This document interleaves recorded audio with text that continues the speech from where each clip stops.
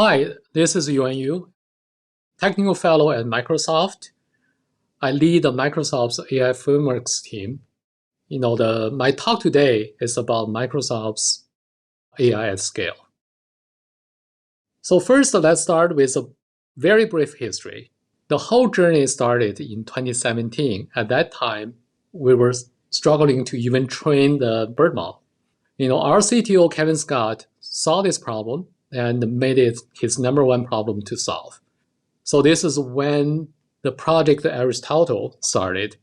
It was a huge cross-company effort, and the idea was to comprehensively rethink the entire AI stack and using the training and inferencing of these very large foundational language models as the driving force.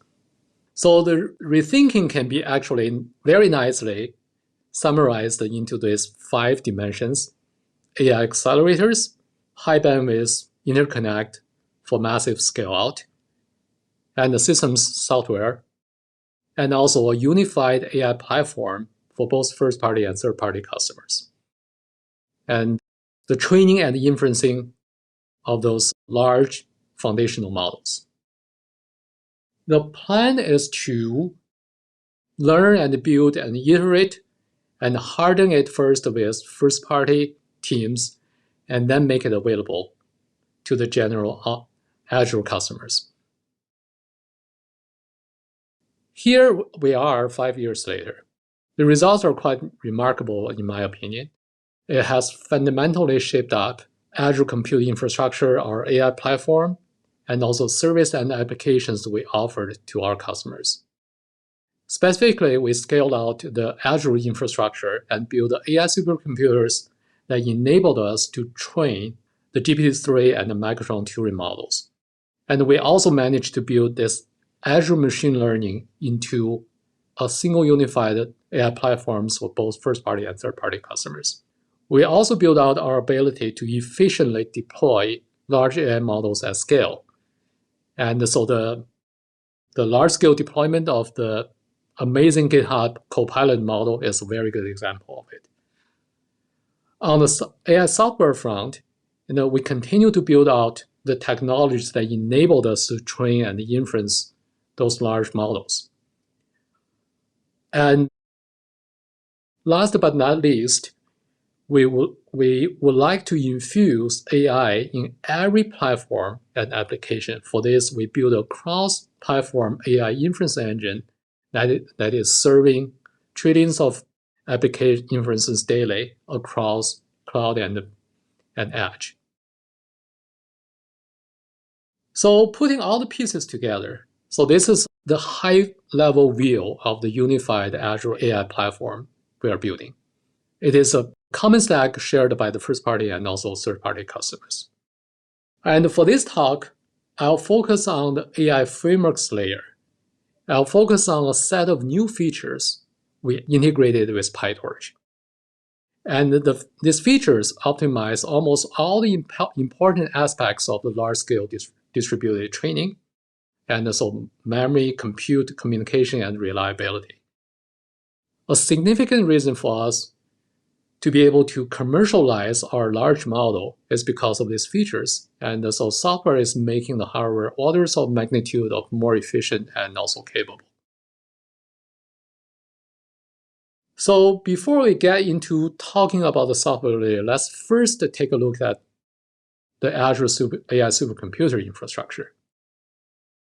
To train these very large models, you really need serious compute and also the interconnect power to handle the size and the complexity of those models. We work with NVIDIA and other partners to build powerful AI supercomputers for the job. Here are the basic building blocks of our current generation of AI supercomputer. The basic compute element is NVIDIA A100, and we connect 8 of them with NVLink to form a node, and then we scale it out with InfiniBand to clusters of tens of thousands of GPUs. And while the design is actually conceptually quite simple, but it allows us to build some of the most powerful supercomputers in the world.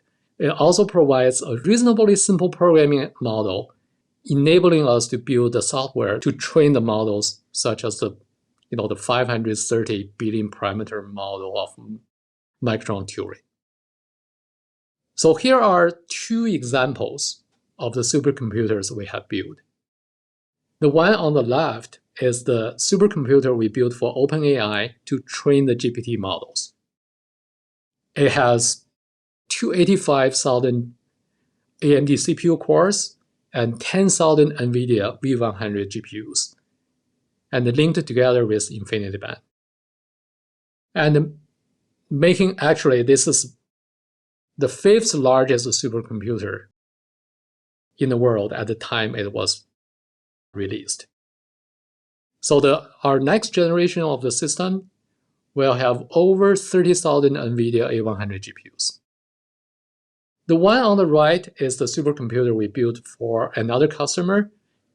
It is actually, we actually use this cluster to do the MLPerf, our MLPerf submission. And our Azure number are only a few percentage of the optimal bare metal numbers released by NVIDIA. The supercomputers are great, but we need the right software to take advantage of its massive compute capability. Before we talked about our software innovations, and let me first introduce ACPT, so Azure Container for PyTorch. As we build novel techniques for training and inferencing, we quickly realized the techniques we built are actually tackling different aspects of the problem. And so they are actually composable and additive. But our customers were struggling to compose them. And the different teams use different versions of the components and making it close to impossible to collaborate. And there is no repeatability and there is no reproducibility. The ACPT is our solution to this problem. And ACPT basically extends PyTorch with the set of innovations we have been using to train large models. All components are tested and validated to be composable. It is production quality with good versioning and backward compatibility. And also it supports both NVIDIA GPUs and AMD GPUs. It also integrated into Azure Machine Learning as a standard PyTorch container for both first-party and third-party customers. So what's in it? So on top of PyTorch, we added DeepSpeed, Onyx Runtime, MSQL, and Nebula. And collectively, they optimize almost all the important aspects of large-scale distributed training: the memory, the compute, the communication, and the reliability. And in the future, we'll continue to add new features into the container. And so in some sense, the ACPT is our channel to quickly deliver innovations to our customers. Okay, so let's take a look at some of the components. So DeepSpeed is probably the most popular open source PyTorch library for large-scale training. The DeepSpeed's development is largely driven by our effort to train very large models. So it contains a set of optimizations that are essential for us to scale out our large-scale training. It has been widely adopted by the community and used in a number of large model training efforts, including the Bloom and also the Micron Turing. As shown in the figure, the increase of the model size are going to significantly outpace hardware advances. As the trend indicates, and the model size will probably keep growing. And as also you can see, the DeepSpeed give us the set of optimizations that allows us to keep pace with the model size. So in parallel to the DeepSpeed development, we have been also working on Onyx Runtime as a common AI inference engine that is cross-platform and production quality, so that we can actually embed it everywhere in our platform and also application. And at some point, we realized many of the optimization we did can also be applied to training. So we started to look for the right way to integrate ONNX runtime with PyTorch. And our goal here is to keep the inference, keep the experience as close to the native PyTorch experience as possible. So which means we want to pretty much preserve the PyTorch programming abstraction. So here is the PyTorch training script. So let me just walk through the changes the developer has to make. And first, import the ONNX runtime. And so the model definition stays pretty much unchanged. So we don't want to change the model construction part of the PyTorch script. And so we then subclass the NM module, the PyTorch abstraction, with something called ORT module. So this allows us basically to hijack the computation and run the actual computation with ONNX runtime. And so the training loop also stays the same. And so to switch from the NVIDIA GPUs to AMD GPUs, all we have to do is to change a single line of code. And we think this is actually a very simple experience for our users. The results have been quite good. So for instance, here is what happened when we composed the ONNX runtime with PyTorch and also DeepSpeed. On some of the most popular Hugging Face models, the combination of DeepSpeed and ORT gave us additive values. In fact, we got up to 2.6x speed up over the stock PyTorch. And so this combination has been used heavily by Microsoft first-party teams. So now we talked about the optimizations of compute and also memory with DeepSpeed and ONNX runtime. Another key area for efficient large model training is communication. And MCCO started as a research project at Microsoft Research. It has been incredibly successful. It allows us to scale out further large model training and inferencing. For example, it has been used to optimize the GitHub Copilot inferencing. It's also been used to speed up the training of very large-scale MOE models. The key technology insight is to specialize and generating optimal algorithms given a concrete model and a hardware backend. The beauty of the MCCO is that it actually preserves the API for those collective communication primitives. As a result, there is literally no change to the model. Also works with multiple hardware backends and currently supports both NVIDIA and also AMD GPUs. So another key component in the PyTorch container is Nebula. As the model size increases, we have to train on very large compute clusters. And the cluster reliability has become a huge problem. And we learn it to the hard way, and as we really struggled a lot on this. So what Nebula provides is to give us very fast checkpointing, even for very large model. For example, the checkpointing of a 530 billion parameter model on 22,000 A100 takes only 20 seconds. And the idea is also pretty simple. Instead of always writing to the remote storage, we store the checkpointing state in memory local to the cluster, only writing to the remote storage periodically and also asynchronously. We support three tiers of checkpointing. And so the first tier goes from the device memory to the host memory. The second tier goes to the memory of another node. And the third tier goes to the remote storage.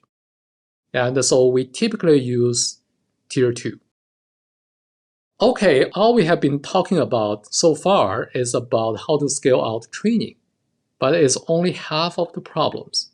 at the end of the day, it's totally useless if we are not able to get this model deployed in real applications. So therefore, another dimension of the at scale is to infuse AI models everywhere in every application.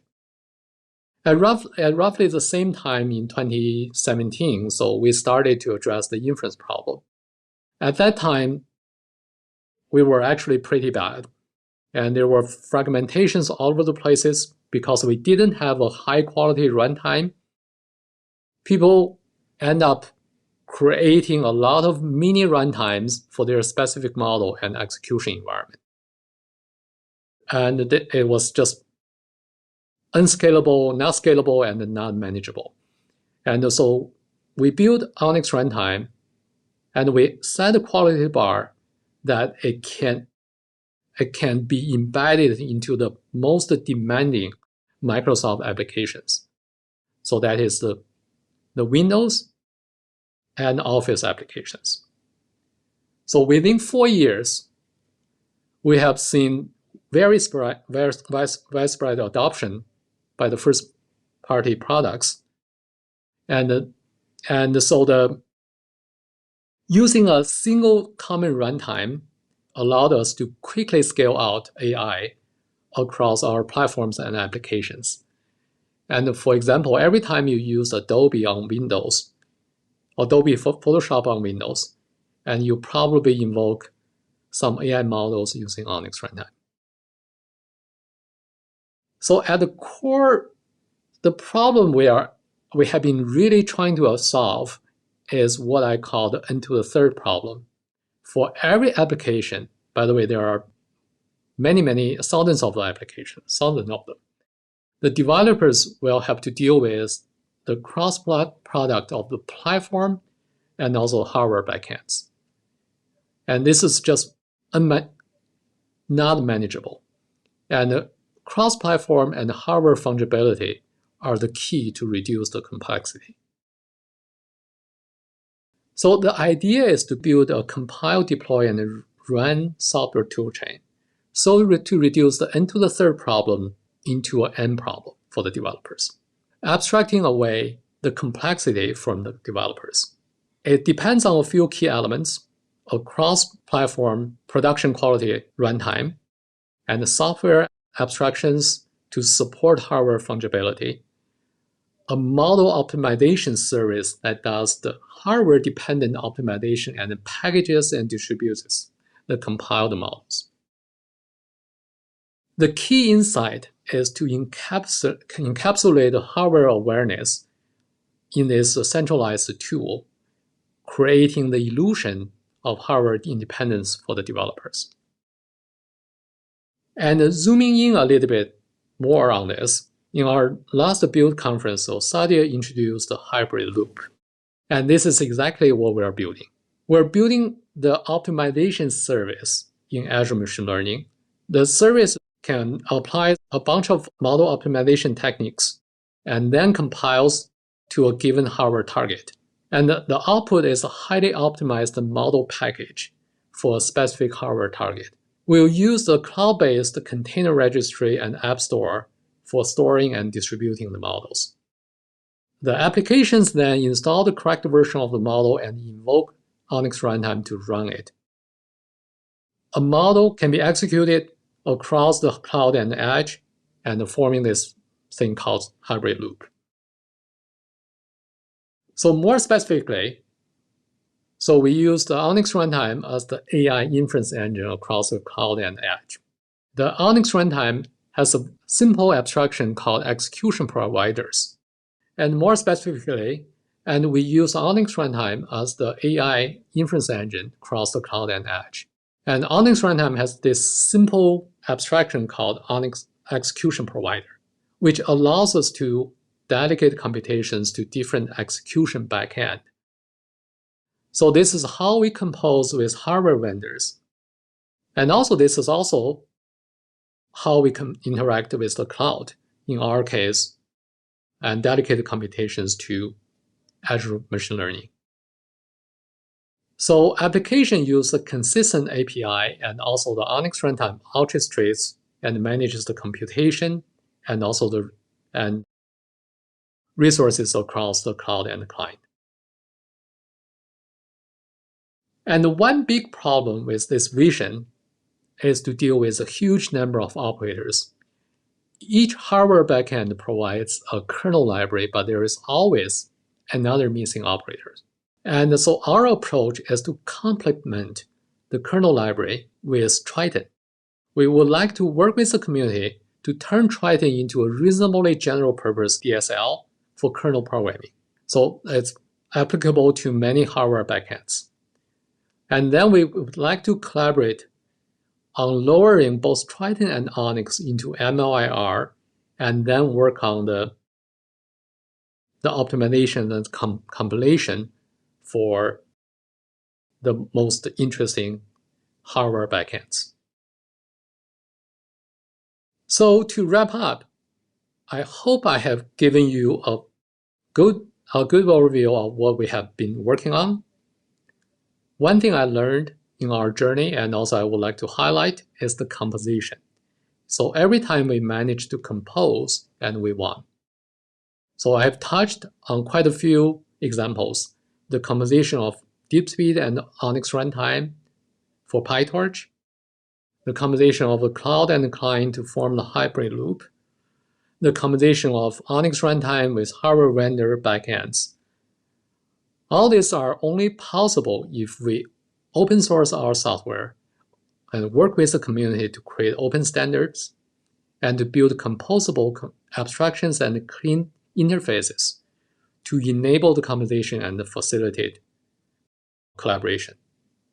I hope you enjoyed the talk.